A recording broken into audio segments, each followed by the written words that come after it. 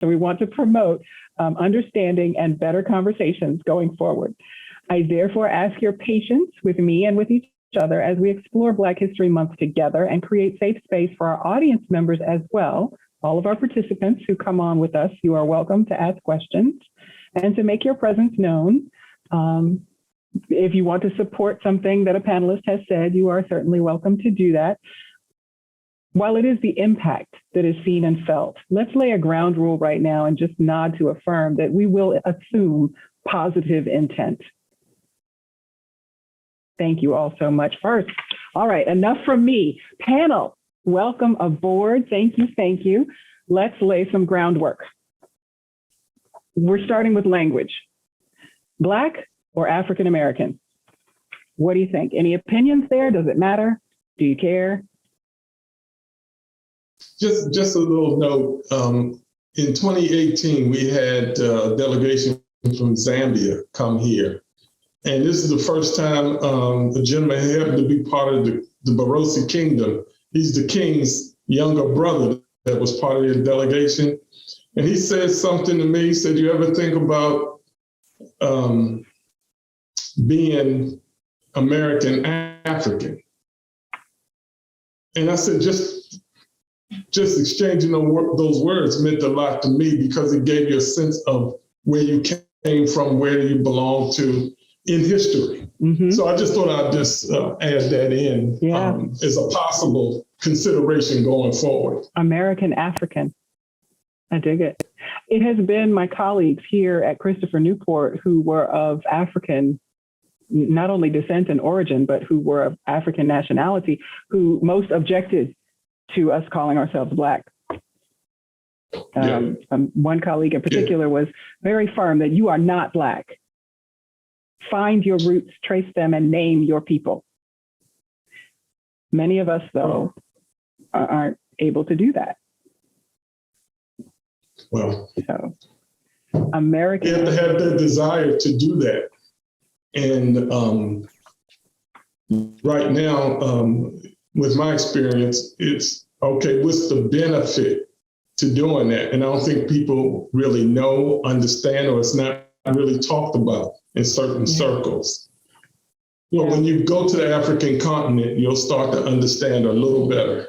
It'll start to hit home. And I want you to keep saying that, Eric, because I love that you are so consistent. You and your wife are going to get me to Africa sometime, I know. And I know Renee is already ready to sign up. Before we started the recording, I think Audrey had mentioned, or one of you all had mentioned, another term that we should address. And that was because we are talking about Black history in America. And too often, most often, perceptions of Black history, particularly during Black History Month, start with slavery, or the phenomenon of slavery in America and how it affected Africa and both locations. But what we agreed beforehand is that we would engender or encourage other people to refer to enslaved people, right, rather than slaves, because they didn't capture slaves and bring slaves to Virginia or to the United States, or what at that time was the colonies. They brought doctors and shamans and mothers and wives and princesses and queens and, advocates. They brought people. And so the evolution of language right in through here is pushing us towards referring to the person in their state of enslavement as opposed to just referring to slaves. Agreed. And there was something else that we mentioned too, our shared history with Indigenous people, and acknowledging that we don't want to refer to American Indians anymore. I know back in the 70s and 80s, when I was a younger person, you would hear a lot about American Indians. But the correction, the evolution of our language has been to lean towards referring to Native people or Indigenous peoples, or if you can find out what a person's actual tribal affiliation is, using that. But even being careful, I think Renee had mentioned, even being careful about saying Native American, it kind of depends on what you're given in terms of feedback from the person you're referring to. I always believe in asking, you know. I agree. I know, too, both the terms for African American are very acceptable. The only other key term I wanted to define before we began too is making sure that we understood when Audrey and I and anyone else on the panel may refer to ASALA. ASALA stands for the Association for the Study of African American Life and History. And so it is an expansion of the study of African American culture and other sociological impacts, as well as a study of the history of African Americans. So we're not just studying history, although the preponderance of our membership, you know, they are involved in history, but they're also involved in other sociological and cultural things as well. ASALA is such a time-honored organization, and I'm sure that Audrey will talk to you about that. But we wanted to make sure that when we refer to the term ASALA, that everyone knows what we are talking about.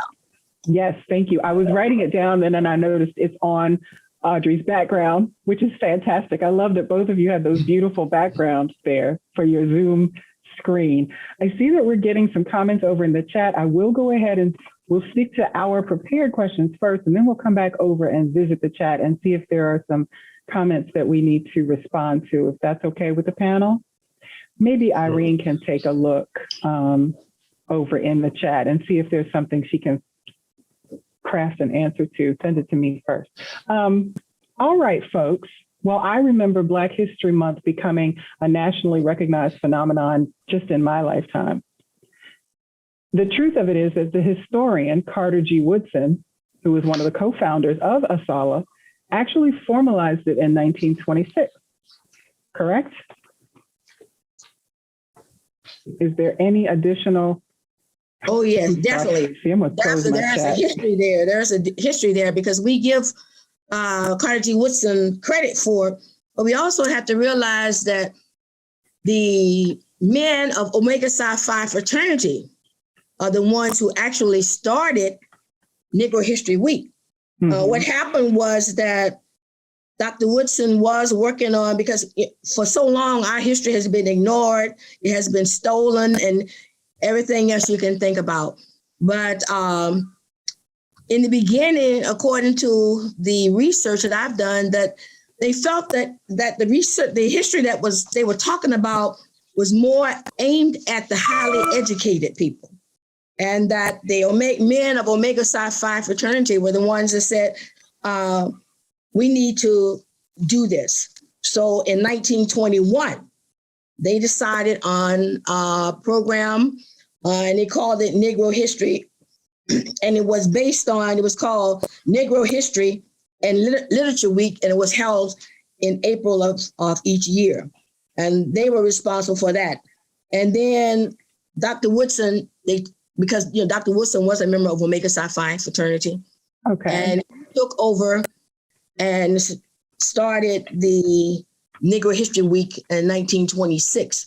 And he moved it from April to February because he wanted to honor Frederick Douglass and Abraham Lincoln. I question honoring Abraham Lincoln, but that's my opinion. I'll question that part, but that was why he did that. And then it came Negro History Month in 1976. So we have to give thanks to not only Dr. Carter G. Woodson, who's been given the credit as father, but also think those men from the Omega Psi Phi fraternity, who were the ones that originally started the idea with the focus on educating the people who were not what they call highly educated. Because in the beginning, that's the way it appeared to be. And so ASALA was founded in 1915 by Dr. Woodson as an attempt to tell our story. And our mission is to ensure that our story is told accurately. That's the problem that we have with our history now, because so many people are doing it And ASALA's mission is to ensure that whatever we tell you is accurate. And so you don't listen to everybody else, because some of the stories that they tell about our people are not true. So that's definitely wanted to put that in, to think that Omega Psi Phi Fraternity Incorporated. I did not know that part. Yes. Thank you for that. And I wanted to also add, moving to 1976, which was the year that Gerald Ford nationally recognized Black History Month and the study of African American history in our schools. It was Dr. Edgar Allan Toppin, who was born in Harlem. He studied at Howard University and Northwestern University. He wrote 10 books, and he served as chairman of the history department and then dean of the graduate school at Virginia State University. He was serving as the current national president of ASALA at the time, between 1974 and 1976. And he was very instrumental in getting the bill passed to turn Black History Week into Black History Month. So, and it was recognized. So ASALA has been crucial as far as how they have not only created, but expanded that history to a whole month. But Dr. Toppin was the national ASALA president at the time that Gerald Ford came out and expanded us that holiday to an entire month. Got it. Thank you so much. I want to make sure that I incorporate, I've seen a couple of questions about Irene, and Irene is my student worker, and Irene is excited about Black history and works here in the Office of Diversity, Equity, and Inclusion. I'm going to bring Irene in at a point in maybe a few minutes. We'll have her talk about the internship that she created, okay, Irene, at the Moton Museum a little bit later. And then we'll do that connection that we did earlier, Renee, with Dr. Moton. All right, so I just want to make sure everybody knows, because I'm getting a few questions about Irene, but she is in training to take over helping out with running the DEI Dialogue Series event. So thank you all for noticing everyone. All right, we're going to go ahead, and I did send these out in advance, so I hope you have picked one memory, panelists. And I'll come to Eric, and I'm going to start with you. What is one of your dearest memories about Black History Month, and why is it important to you? Okay, let me preface that by saying it is our job to turn lemons into lemonade. And I can remember back in 2003, Black History Month, and I just self-published my book doing the genealogy research. It's called Ancestors Call. And it included the slave narrative of Moses Grandy in there. And I was at one of the big defense contractors. I'm not going to mention their name. And I was doing a Black History Month presentation. And at the end of the presentation, one of the gentlemen in the group said, he referred to what I was doing was part of President's Day. And you know what? That little lemon turned into lemonade. It wasn't 3 years later, I resigned because I went back to the government after that, federal government. I resigned 2006, went into Africa, and the rest is history. So I want to thank him for that motivation. Shade. What I was doing was not about President's Day. It was about my ancestor. But then at the highest levels of government, working on all kind of programs, you see that sort of energy in your workspace. So that is a Black history dearest moment that I decided, I can do better than this. My ancestor didn't go what he went through during enslavement for me to have to take those kind of, or be around that kind of energy and telling his story. So the word that you bring to my mind, Eric, the word that you brought to my mind, I don't know if anybody else was receiving this, but it was diminishing. It was you were presenting something, sharing something, and it was diminishing. And so the lesson, the takeaway for any of us as we are listening to other people share something that is important to them, is to be very careful and very aware of how we receive it and what we say so that we don't diminish what someone else is offering us. Well, they don't diminish it. If you're thinking and you have a spiritual connection, it'll bring on another energy and you're able to deal with that in another way. And it helped to propel me into something I love doing. So since doing this full time, I've never had another work day in my life. So we can thank him for that. He don't know. Yay. Yay. See, we'll give him kudos for that. Kudos. Thank you. Audrey, what is one of your dearest memories about Black History Month and why?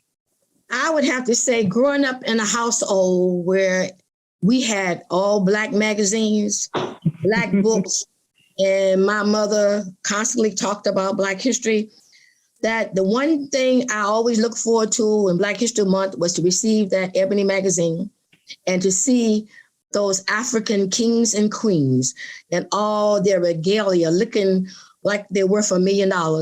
And I vowed faithfully as a child that one day that I would go back to Africa and see where I came from. And that dream came true for me when I went to Ghana. And I tell you, you don't come back the same. When you go there and they welcome you, you get there, they say, "Welcome home, my sister."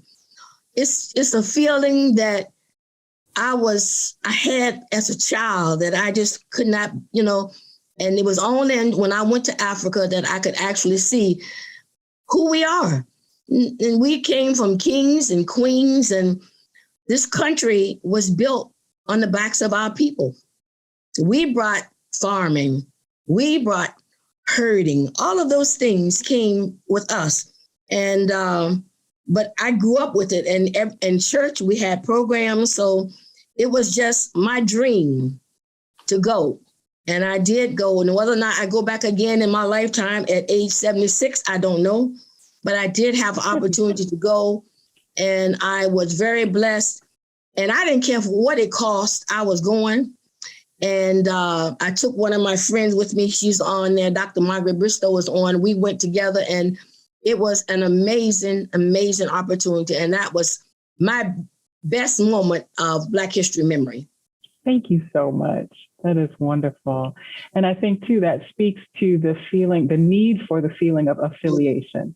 Yes. Anytime you are in a minoritized group, whether you're the only woman in a group of all men, or you're the only person of color in an all, primarily white predominantly white institution, or you're, the only or a very small minority, there's always going to be that tug of the desire for affiliation and the desire for identity.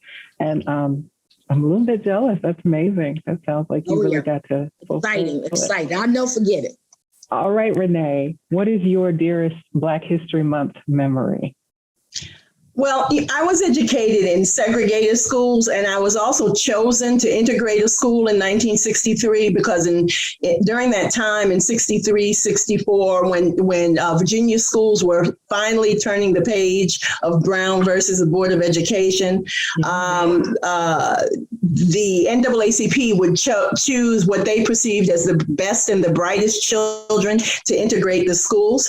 But that integration story proved to be a very traumatic event for me because of the trauma that I experienced I guess it has really colored my perception of interactions with whites. Forever changed. Actually, they returned me to my segregated laboratory school on the campus of Virginia State. But one of my fondest memories of Black History Month was, I think I was in 4th grade, and we were asked to dress like our favorite Black history hero. And I chose Harriet Tubman. And later on in my adult life, I was able to reenact her role as Harriet Tubman at historic Fortress Monroe, where I served as the Special Emphasis Program Manager for Headquarters Training and Doctrine Command. And so she was always one of my favorites, and she really began in me a passion and the ability to study African American women, because a lot of time, there were so many Frederick Douglass's and Carter G. Woodson's and Booker T. Washington's sitting in the room, that when I came in period piece as a Black woman, I was one of the few, because even the girls dressed like their favorite. Mm-hmm. So that was one of my favorites. Yeah, awesome. Thank you so much.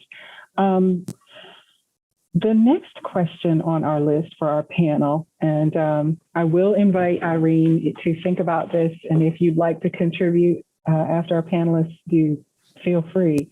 Why do you think it's important to still recognize Black History Month? I have heard questions, I've heard them all my life, but I've certainly heard questions about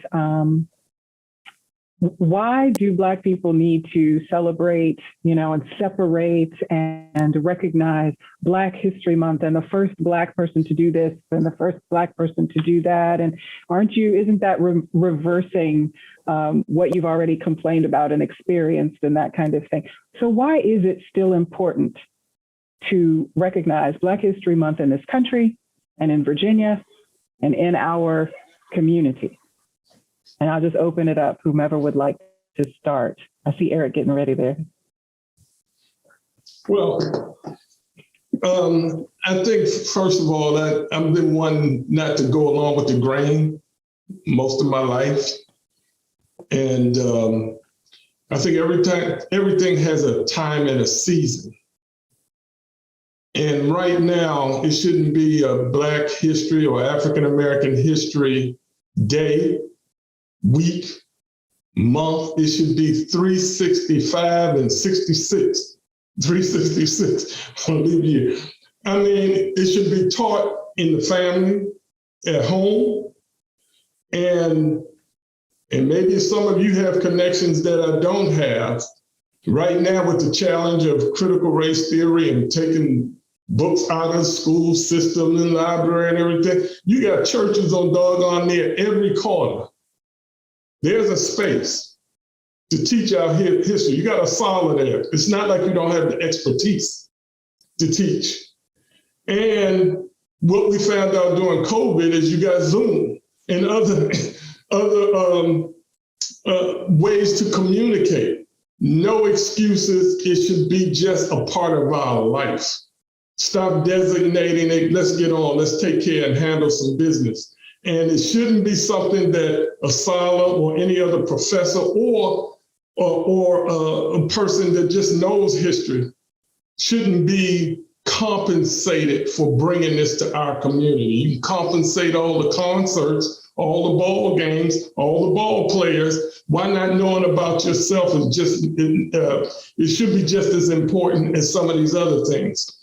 And until we establish those priorities, you can keep on month to month and it's over. Don't want to hear about it anymore. We're going to take it out of schools. You better learn how to do something that you own, you control, and you have access to. And that's 2022. We shouldn't be doing the same thing we did in 1965. That's just me. Lessons are repeated until they are learned, right? And absolutely. What goes around comes around, and if you don't change behavior, you're going to see it repeated. Right. We hear you, Brother Eric. We hear you. Miss Audrey, I see you. Come on in. All right. Why is it still important? I agree with Eric, but I also understand that I believe Black History 365 days a year, as he stated. But I also see that it is an opportunity to bring to life what has not been done in the past. Because if we teach it, which we will do, people that we want to really know about our history are not going to learn it. So at least for that 30 days, they are forced to learn it. But I agree with Eric. I am on a mission right now about getting, especially in Virginia, where, the first enslaved people arrived in 1619. I am on a mission now to try to come up with something that we can teach our children. We are the only group of people that do not teach our children. The Jews have Saturday school. The Asians have schools. Everybody has schools but us. So we've got to do a better job of coming together and teaching our history. And I know some people want to get paid, but I think we've got to do what we need to do. And if it doesn't mean you don't get paid, then we have a mission. And that is, we've got to tell our children who they are. Because I believe that if our children knew their history, we wouldn't be out here killing each other.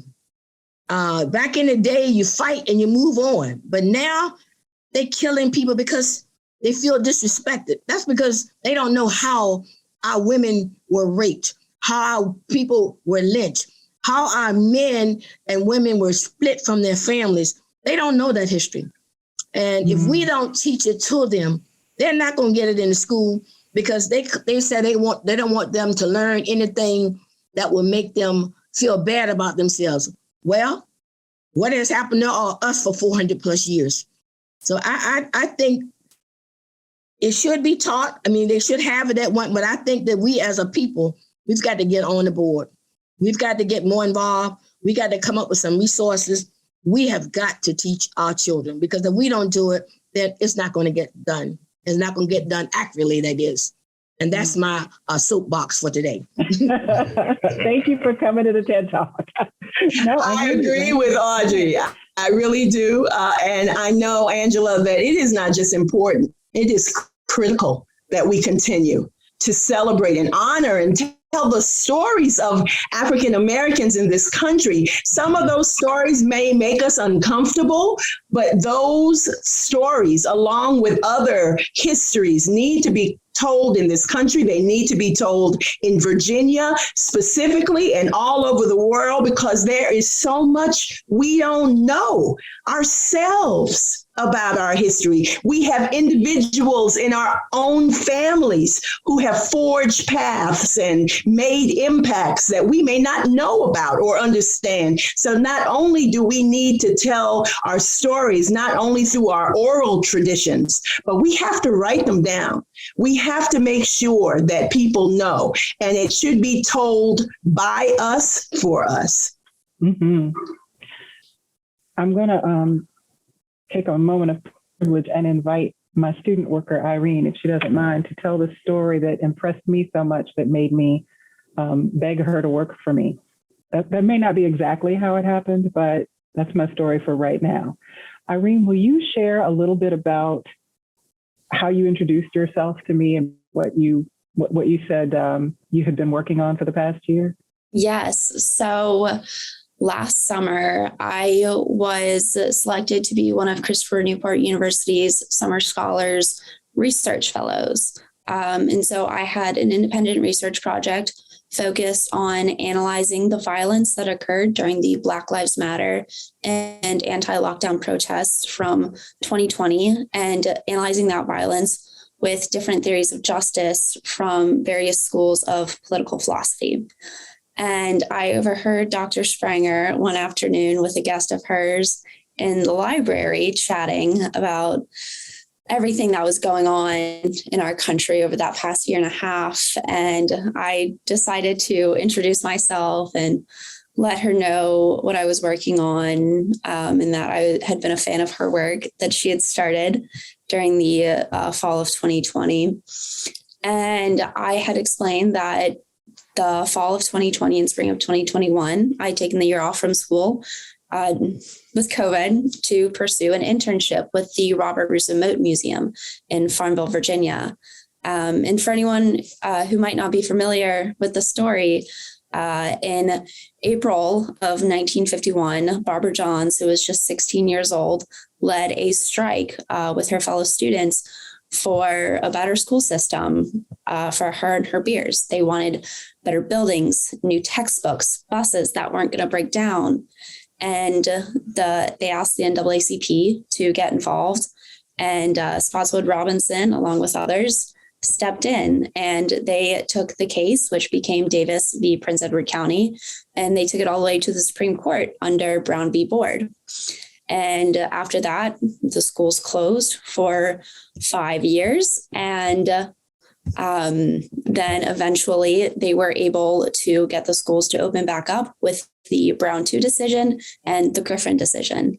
And I think that sort of speaks to why Black history is so important, especially here in Virginia. Virginia has such a rich Black history, which is U.S. history. You know, there's the Davis case, there's the Griffin decision, there is Loving v. Virginia, there's Green versus New Kent. There's so many cases that have come out of Virginia history that have had such an unnameable impact on our U.S. history. And I think that is one of the reasons why it is so important that we give this history the honor of Black History Month. Thanks, Irene. What I hear you saying is our history is our history. And we are, in fact, there was a recent Twitter campaign about I am an American because a careless comment had been made and many people of color decided to go ahead and post a selfie saying, I am an American. Thank you for that. I appreciate that. That young lady taught me some Black history when I met her. I was not familiar with the Moton Museum or, you know, all of the history there and the legal import of that work. All right, so Black History Month. Now I have a moment of tribute for you, my panelists. My favorite poet, mother, Dr. Maya Angelou, closed a favorite poem of mine with the words, bringing the gifts that my ancestors gave, I am the dream and the hope of the slave. In your lifetime, Audrey, Renee, Eric, you have worked to honor the gifts that your ancestors gave. You have manifested the dreams and hopes of those who came before you. Can you share, briefly, one contribution you have made to what we now know as Black history? Okay, as I reflect on what you asked, I think about a few months ago when I received a hint from Ancestry, and I clicked on the link, and there was a name of George Washington Austin. Then when I went there, there was a picture of a plantation. Next, I saw the will of George Washington Austin, and there were the names of enslaved people who he had left to his relatives. As I was still trying to figure out how this person was related to me, I came across the name of Patient Austin, and my heart stopped. That was the name of my paternal great-grandmother. I knew slavery existed in my ancestry, but until then, I had never been able to find any direct evidence until that time. I thought about great-grandmother Patient daring to dream that one day her great-granddaughter will become the first college graduate on both sides of the family, receiving a BA degree from an HBCU, Norfolk State University in 1967. In 1971, an MA from another HBCU, Hampton University. In 1982, becoming the first Black education specialist for the U.S. Army Engineer School in Fort Belvoir. In 1987, became the first Black education specialist and the first Black professional woman on the base of the United States Coast Guard Training Center in Yorktown, Virginia. Then in 1994, became the first Black education specialist for the Navy and Marine Corps Intelligence Training Center at Dam Neck in Virginia Beach, Virginia, on the Marine Corps side of the house. In 1999, became the only Black female out of 5 new employees from a pool of 136 applicants to become an instructional systems design specialist for the Federal Deposit Insurance Corporation in Washington, D.C. And when I arrived for my first day of work, I was assigned to a division where I was the only Black person. As I reflect on those events in my life, I can imagine great-grandmother Patient looking back to the ancestors and smiling, saying, yes, she belongs to us. And I stand on the shoulders of great-grandmother Patient Austin and those who came before her. And for that reason, I feel that I am Black history. Yes, ma'am. Yes, ma'am, you are. My heart is bursting right now with you. I feel that with you, to know that, you know, to come from people who were property, to be a source of pride to them, all those accomplishments. And I have been asked, but maybe you have as well, why is it so important? Why are Black people always pointing out, again, being the first this or the first that? And it's because it's significant. It's still significant. Thank you so much for that, Audrey. All right, let's see. Renee, your turn. Okay, well, in my lifetime, I have worked to honor those gifts that my ancestors gave in every aspect of who I am, from being a historian in my family. I've written countless narratives on individuals in the family. I went to Jamaica to study that Caribbean part of me. I returned to my grandfather's birthplace in Port Antonio, Jamaica, and conducted studies there. From being a member of the oldest graduate chapter of Alpha Kappa Alpha sorority incorporated on the East Coast, the historic Delta Omega chapter. It was important for me, while I was serving as its centennial president, to ensure that the history of this iconic chapter and these women in the chapter, we wanted to make sure it was known, the history, known to everyone that happened to pass by on the road, by being the first sorority to erect a historical marker in the Commonwealth of Virginia to honor an entire chapter, not just an individual member of a chapter, but an entire chapter. And I also honored them with the publication of the centennial edition of our chapter history, because the individuals who made up Delta Omega chapter were iconic women in their own right, but they created a profound impact on the sorority.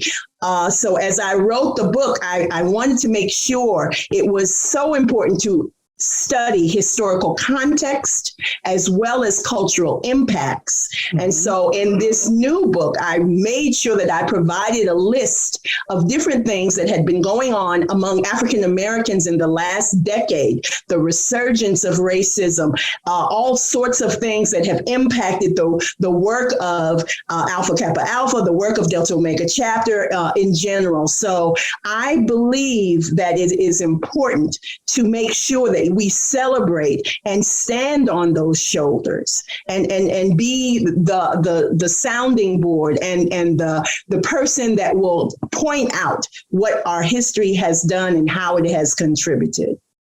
Well, and as I know you to be someone who holds each of us accountable, because we have a responsibility to those who are in the picture behind you. We have a responsibility to those who survived the first waves of racism, of discrimination, of labor, of pushing for equal rights in this country. So we have an obligation to behave in certain ways and an obligation to lay a path for someone else to come behind us. So thank you for that. And I wonder if you could talk a little bit about the importance of having a historical road sign, a road marker, historical marker on the side of the road there that celebrates a chapter. Because as you can see, for example, and thank you, Irene, for having your screen up so that we can see that beautiful Alpha Phi flag you have. She's a proud member of Alpha Phi, and I got to spend a little quality time with those ladies, so shout out to them. But there are differences in college sorority organizations and fraternity organizations. And while we have an undergraduate presence in the Black Greek letter organizations, there's a little bit of a difference in terms of the orientation and how very crucial it is. So why do you keep emphasizing that historical marker and the sign, the billboard, and why is it so important that this chapter is 100 years old?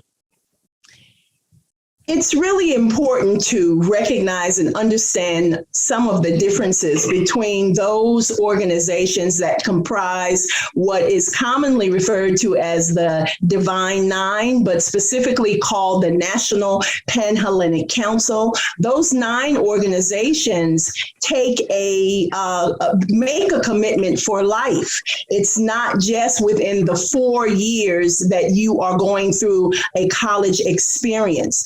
So there are graduate and undergraduate chapters. Once you graduate, you still continue on to promote service, to make sure that you are fostering awareness, to making sure that you are addressing the needs of your communities as far as health impacts or disparities in your community. So it's a lifelong commitment. And that's why we have an honorary member, a golden member, a 50-year member of this same organization on this panel right now. And that is our esteemed Audrey Williams. You just really need to make sure that you understand the differences. And so for Delta Omega, these were women that really were doing the unthinkable. In 1921, they were coming out of a pandemic. Graduates of Howard University, working as faculty members. The entire chartering group were faculty members at Virginia Normal and Industrial Institute. They had graduated from Smith and Chicago University and Fisk and Howard and all of these places, and they were teaching in their own right, and they were coming together to make sure that there was a presence on campus, showing that we needed, and I'm talking about Virginia State University, they needed to return to their inherent mission of being a liberal arts school, because in the dark period between 1902 and 1922, Virginia State really kind of adopted the Washingtonian paradigm of being a thoroughly industrial and agrarian and agricultural school, because there was this belief that Blacks were not educable, that they only knew things or had to be instructed in crafts using their hands. Mm-hmm. And so originally in 1882, when Virginia State first came on the scene, they were teaching Latin, they were teaching Greek, they were shaped in that image. And so this liberal arts. Yes. So this adoption of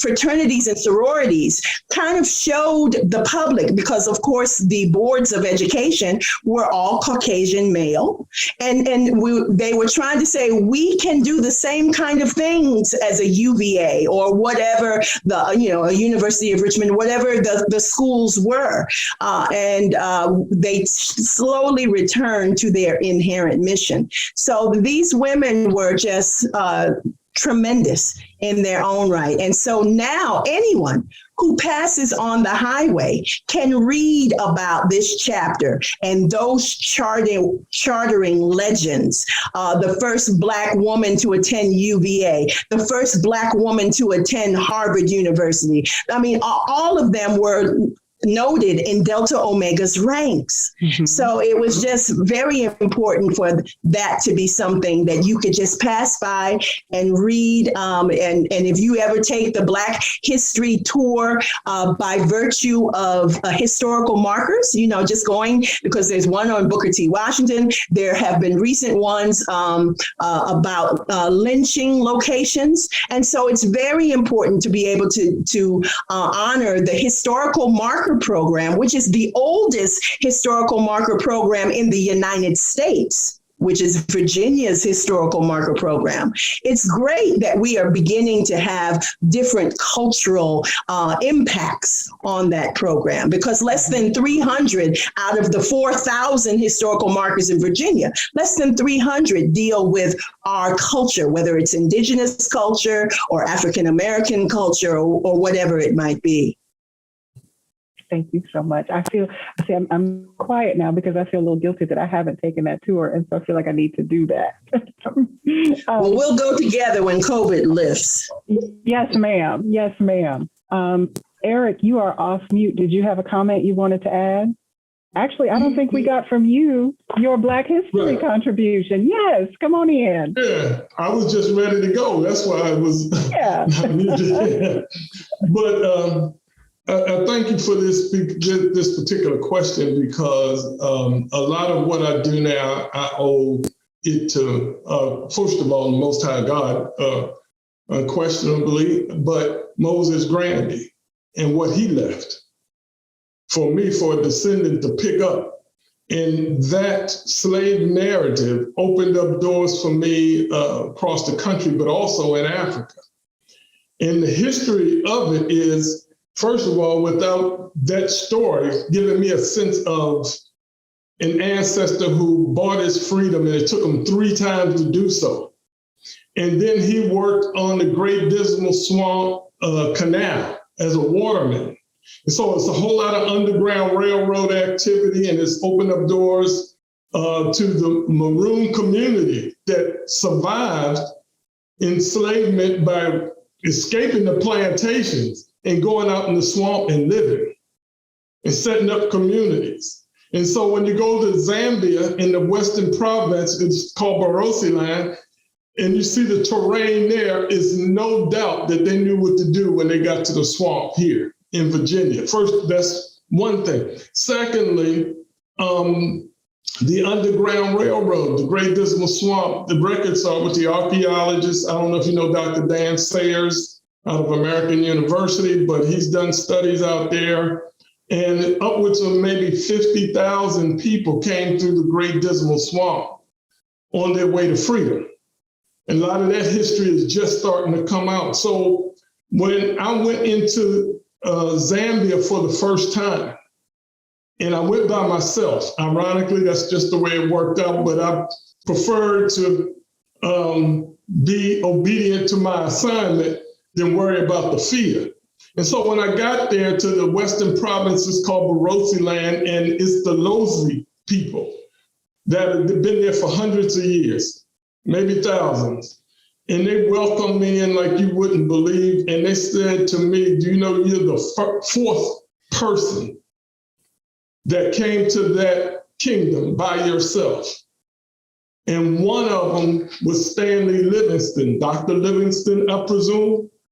And we got Victoria Falls over in that part of the world. And when I had a private audience with the king, and I gave him my last Ancestors Call book that I had. Someone just told me to take it with me when I went over there. I gave him the last one. And he asked me, what did I want? And I said, just some land so we can have a homecoming center, a tourism and trade center. And so they gave me a little piece of land of 300 acres of land. And he said, well, what's the first project? I said, every time I take people to Africa, be it to Gambia or Ghana or to Zambia, the delegation that comes with me never wants to come back. They want to stay there. They didn't know it was that nice over there. And I said, well, I'm not leaving anybody out, and that includes our ancestors. So we'll have 12 walls built on those 300 acres with other things. And the first 2 walls, the first one will have all the ancestors who had slave narratives published about their lives, even during the Federal Writers Projects in the 1930s.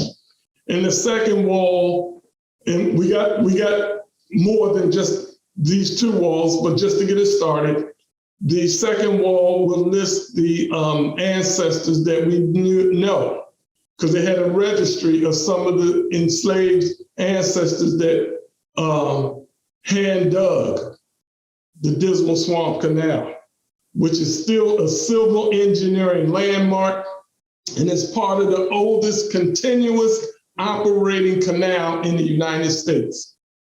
And they get no credit. When I first came down here from the Baltimore area, and you see those $1 million yachts floating down the Dismal Swamp Canal, and it wasn't even a marker to give our ancestors recognition for what they had done. And she's not there anymore, but the former superintendent for Dismal Swamp State Park on the North Carolina side, is a marker made up down there to recognize our ancestors that hand dug that canal. And when you read that slave narrative and see how some of our ancestors were treated that didn't make quota for hand digging that canal, it'll put a lump in your throat for some of us, but it'll inspire some of us too, to make sure they get their homecoming. So we will give them a symbolic homecoming with their names listed on that wall, leaving from the Lake Drummond at the Dismal Swamp. We'll have a ceremony, and the names will go back with us to Zambia. We're looking at September of this year. Wow. For the wall. The first wall would go up, so we're symbolically returning them back home. Wow. And yeah, so we'll go around the country. Hopefully we'll work with some of the groups. And so when they want to symbolically reconnect their enslaved ancestors back to Africa, we have a place for them if they choose to partner with us on that. That is exactly where that question came from, y'all. And I hope that all of our participants today could make that connection very clearly as each of you was sharing from your place of passion. You are definitely honoring the ancestors. You are definitely a legacy yourself. And I applaud you. I applaud your work, and I thank you for your passion. And I thank you again for spending just a little bit of time with me and Irene today, and with a few of our other friends. It looks like we had about 40 folks on with us today. And for whoever else clicks on the link later on and gets to watch the recorded portion of this and learn a little bit, well, not a little bit, they'll learn a lot.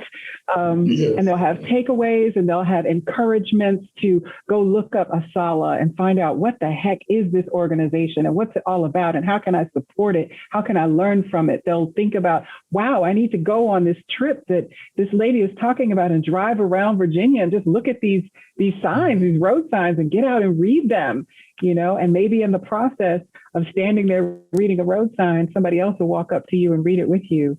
And you might become arm in arm with someone who is different from you and who can teach you something and learn something from you. And then, oh my goodness, how many of us have been motivated now to think about the homecoming that we might not have. I was not raised in a family that talked about going to Africa. I was not. And so you are so inspiring with that. That's a life's work. That's a mission. And oh, yes. Yes. The privilege of celebrating and supporting that is all of ours. So thank you. Thank you again to each of you. Thank you. For sharing your expertise and your wisdom. Thank you to all of those who participated. Thank you to everyone who, I don't know if y'all noticed, but the chat was very busy. And I want to find a way. There were several folks who were posting somehow just to hosts and panelists. And we need to find a way to share their information out to everybody because it was fantastic. It has been an honor to share some of Black History Month with you. And I look forward to the next time that we can gather. Thank you all once again. Thank you. And now, next time we will be gathering in a couple of weeks, actually, to celebrate Women's History Month. March is Women's History Month. And so we hope that you will save the date. And I want to send you all on your way with all God's blessings for peace, health, and prosperity. Thanks, everybody. Take care.